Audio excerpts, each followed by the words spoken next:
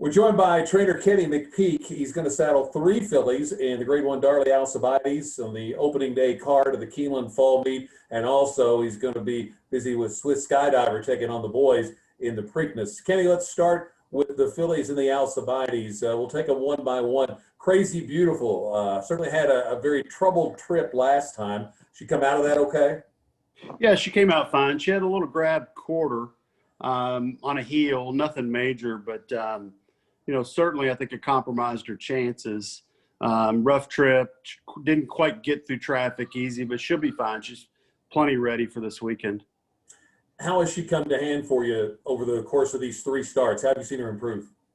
Well, I think she's a very good filly. She fits the mold for our previous Alcibiades winners. Very talented, and she's begging for two turns. Let's go to Olivia of the Desert. Ran on the turf last time at Kentucky Downs, but she's obviously shown that she loves the dirt too from the race down at Ellis. How has she developed for you? Well, she's another filly that I think is wanting two turns.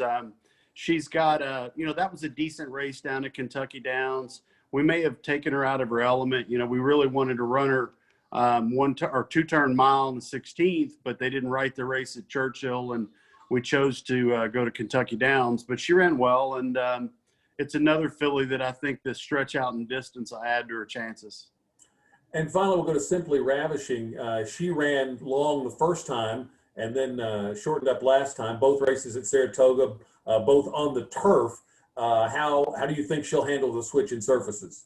Well, this is a really high-level, talented filly, even as a New York bred. She's been really impressive. She has worked exceptionally fast at Churchill, and excited about her chances too. It's an unusual or unique dilemma for me to have three, but I'd like to add to that total of 4 Alcibiades and maybe make it 5. Well, you were involved in a dead heat one, maybe you get once in the Ashland, I believe, so you could maybe go for a 3-way. Yeah, well, I don't know if that's good or bad, but yeah, we'll take it however we can get it. They're 3 lovely fillies and all with a good chance. How do you handle that as far as talking to the jocks and with 3 different owners? A lot of the guys have ridden for me. Of course, Luis Saez, New York rider, be coming in. Brian Hernandez, regular rider for us here in Kentucky. And then I'm hopeful that we have Corey Lannery on Olivia of the Desert. That's right now that's a little bit up in the air. We initially were going to opt over to the Never Won 2 allowance race. Talked to owner Susan Moulton. She'd like to take her chances in the big race. So we're trying to acquire Corey. So who ends up riding her is still a little bit up in the air. Let's go to Swiss Skydiver, and you're taking on the boys for a second time in the Preakness up in Baltimore on Saturday. How did the experience of running in the Bluegrass Stakes against males help you make this decision and help you learn anything that'll give you a chance to turn the tables?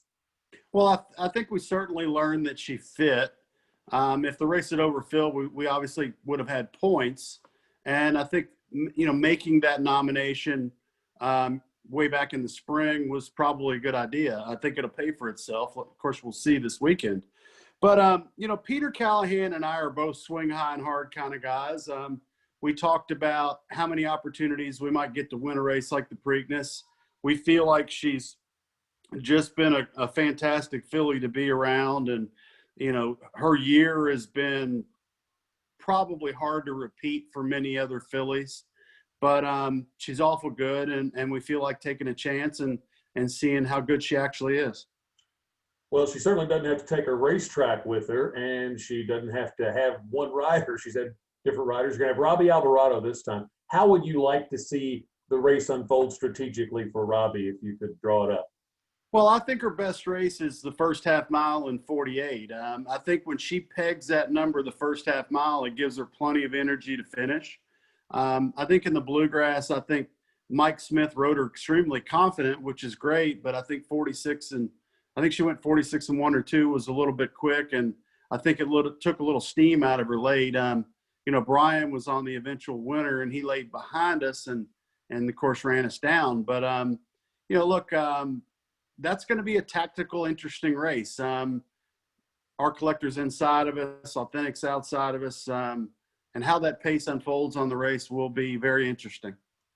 Well, it's a great move, a sportsman-like move for you guys to do this and do something a little out of the box. And so, best of luck on taking the bluegrass form up and getting the win against the boys this time.